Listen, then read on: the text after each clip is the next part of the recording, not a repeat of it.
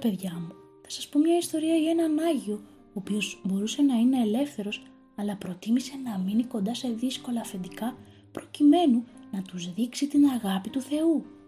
Και θα ακούσετε πως μετέδιδαν οι χριστιανοί τη Θεία Κοινωνία σε περιοχές που δεν τους άφηναν να είναι ελεύθεροι. «Γιαγιά, δεν μας είπες ότι η ελευθερία είναι σπουδαιότερη αρετή μαζί με την αγάπη?» «Ναι, καλή μου, αλλά κάποτε, αν αγαπάς το Θεό, είσαι αποφασισμένος να αφήσεις στην άκρη και την ελευθερία σου, προκειμένου να κάνεις καλό στους ανθρώπους». «Γιατί, γιαγιά, δεν άφηναν τους ανθρώπους να κοινωνούν ελεύθεροι?» «Διότι υπάρχουν άνθρωποι που δεν πιστεύουν ότι η Θεία Κοινωνία είναι σώμα και αίμα Χριστού, ενώ άλλοι, επειδή πιστεύουν σε άλλες θρησκείες, δεν μπορούν να καταλάβουν ότι ο Χριστός είναι η ζωή μας και κοινωνώντας τον Χριστό δεν φοβόμαστε τίποτα». «Έλα γιαγιά, για πες μας».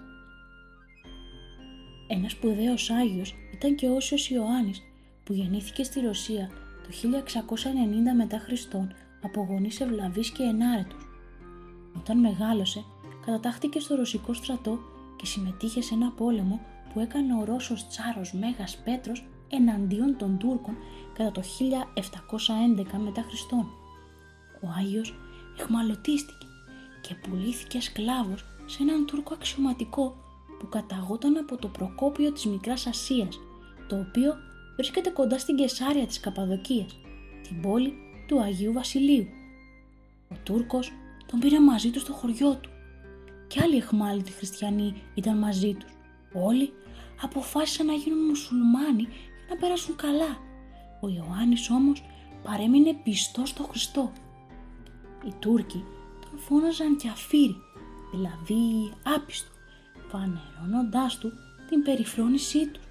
Στον αφέντη του και σε όσους τον παρακινούσαν να αρνηθεί την πίστη του, αποκρινόταν: «Εάν με αφήσεις ελεύθερο στην πίστη μου, θα είμαι πολύ πρόθυμος στις διαταγές σου.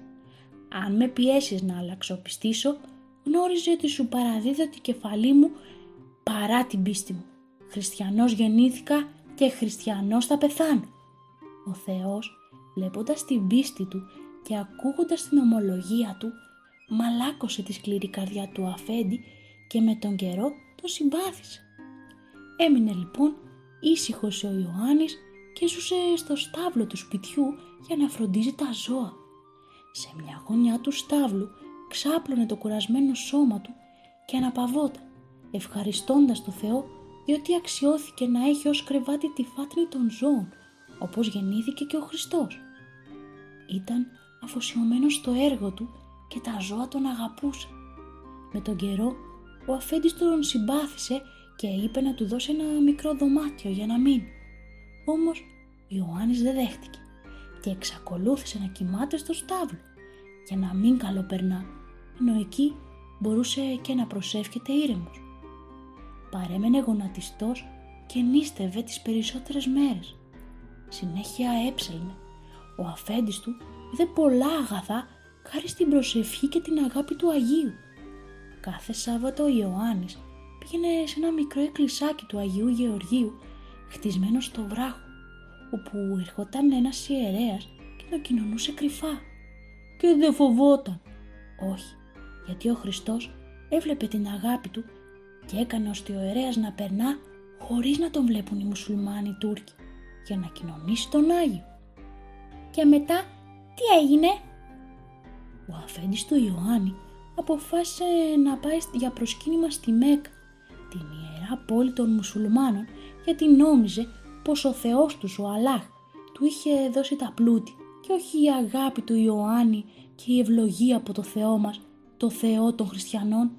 Αφού πέρασαν αρκετές ημέρες από την αναχώρησή του, η σύζυγος του αφέντη προσκάλεσε σε τραπέζι όλους τους συγγενείς για να ευχηθούν να επιστρέψει υγιής ο άνδρας στο σπίτι. Ο Ιωάννης σέρβιρε το φαγητό. Το πιο ωραίο ήταν το πιλάφι που ο άνδρας της το αγαπούσε. Η γυναίκα είπε στον Ιωάννη: «Πόση ευχαρίστηση θα είχε Γιουβάν, ενώ ο Ιωάννης στα τουρκικά, ο αφέντης σου, αν ήταν εδώ και έτρωγε μαζί μας αυτό το πιλάφι». Ο Ιωάννης τότε ζήτησε από την κυρία του ένα πιάτο γεμάτο πιλάφι και είπε ότι θα το έστελνε στον αφέντη του στη Μέκα. Στο άκουσμα των λόγων του γέλασαν οι προσκεκλημένοι, αλλά η οικοδέσποινα είπε στη μαγείρισα να δώσει το πιάτο με το φαγητό στον Ιωάννη, σκεπτόμενη ή ότι ήθελε να φάει ο ίδιος μόνος του ή ότι θα το πάει σε καμία φτωχή χριστιανική οικογένεια, όπως συνήθιζε να κάνει, δίνοντας το φαγητό του. Ο Άγιος το πήρε και πήγε στο στάβλο. Εκεί γονάτισε και έκανε προσευχή, παρακαλώντας το Θεό να αποστείλει το φαγητό στον αφέντη του με όποιο τρόπο ο Θεός ήθελε. Πράγματι, το πιάτο με το φαγητό χάθηκε από τα μάτια του οσίου. Ο Ιωάννης επέστρεψε στην τράπεζα και είπε στην οικοδέσποινα ότι έστειλε το φαγητό στη Μέκα. Ακούγοντας οι προσκεκλημένοι το λόγο αυτόν, γέλασαν και είπαν ότι το έφαγε ο Ιωάννης. Αλλά ύστερα από λίγες ημέρες γύρισε από τη Μέκα ο Κύριος του και έφερε μαζί του το χάλκινο πιάτο, προς μεγάλη έκπληξη των δικών του. Μόνο ο Ιωάννης δεν απόρρισε. Εξεπλάγει, έλεγε λοιπόν ο αφέντης. Την δίνα ημέρα, και ήταν η μέρα του συμποσίου, κατά την οποία ο Ιωάννης έστειλε το φαγητό στον αφέντη του. Την ώρα κατά την οποία επέστρεψα από το μεγάλο τζαμί στον τόπο που κατοικούσα, βρήκα επάνω στο τραπέζι, σε ένα δωμάτιο όπου το είχα κλειδωμένο, τούτο το πιάτο γεμάτο πιλάφι. Στάθηκα με απορία, σκεπτόμενος ποιος άραγε είχε φέρει εκείνο το πιάτο, και προπάντων δεν μπορούσα να εννοήσω με τι τρόπο άνοιξε την πόρτα την οποία είχα κλείσει καλά. Μη γνωρίζοντας πώς να εξηγήσω αυτό το παράδοξο πράγμα, περιεργαζόμουν το πιάτο μέσα στο οποίο άχνιζε το πιλάφι και είδα με απορία ότι ήταν χαραγμένο το όνομά μου επάνω, όπως σε όλα τα χάλκινα σκεύη του σπιτιού μας. Έφαγα το πιλάφι με μεγάλη όρεξη και ειδού το πιάτο που το έφερα μαζί μου και είναι αληθινά το δικό μας. Όλοι απόρρισαν και τότε η σύζυγός του είπε τον τρόπο που ζήτησε ο Ιωάννης το πιάτο με το φαγητό και είπε ότι το έστειλε στη Μέκα και ότι ακούγοντας τον να λέει ότι το έστειλε γέλασαν. Αυτό το θαύμα μαθεύτηκε σε όλο το χωριό και στη γύρω περιοχή και όλοι θεωρούσαν πλέον τον Ιωάννη ως άνθρωπο δίκαιο και αγαπητό στο Θεό.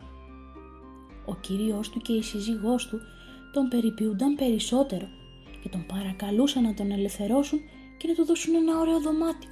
Εκείνος όμως δεν θέλησε και συνέχισε να ζει όπως ζούσε. Κάποτε ήρθε η ώρα να φύγει από αυτόν τον κόσμο. Ζήτησε από τον ιερέα να έρθει στο στάβλο και να τον κοινωνήσει πριν πεθάνει, αλλά ο ιερέας φοβήθηκε να μεταφέρει φανερά τα Άγια Μυστήρια στο στάβλο εξαιτίας του φανατισμού των Τούρκων. Ο Θεός τον φώτισε, πήρε ένα μήλο, το έσκαψε, έβαλε μέσα τη Θεία Κοινωνία και έτσι μετέβη στο στάβλο και κοινώνησε τον Ιωάννη. Ο Ιωάννης μόλις έλαβε το άχραντο σώμα και το τίμιο αίμα του Κυρίου, παρέδωσε την Άγια ψυχή του στα χέρια του Θεού, τον οποίο τόσο αγάπησε. Ήταν το 1730 μετά Χριστόν. Το σώμα του παραμένει άφθαρτο μέχρι και σήμερα. Οι Τούρκοι κάποτε επιχείρησαν να το κάψουν, αλλά ο Θεός το φύλαξε. Το 1924, όταν οι Έλληνες έφυγαν πρόσφυγες από την Καπαδοκία, το πήραν μαζί τους και το έφεραν στην Εύβοια, όπου εγκαταστάθηκαν στο χωριό Νέο Προκόπιο. Εκεί βρίσκεται ο Άγιος μέχρι σήμερα και κάνει πολλά θαύματα. Η Εκκλησία τιμά τη μνήμη του στις 27 Μαΐου κάθε χρόνο. «Μου άρεσε πολύ η ιστορία του, γιαγιά. Έδειξε αγάπη σε όλους, ακόμη και σε αυτούς που ήταν άπιστοι και εχθροί. Έτσι είναι ο Θεός, αγάπη. Εμένα, γιαγιά, μου άρεσε πολύ ότι ήθελε να κοινωνά μέχρι το τέλος της ζωής του. Έτσι είναι. Όποιος πιστεύει, αγαπά τον Χριστό και τον θέλει στην καρδιά του. Θα πάμε να κοινωνήσουμε την Κυριακή. Τι λέτε εσείς?» «Ναι, γιαγιά».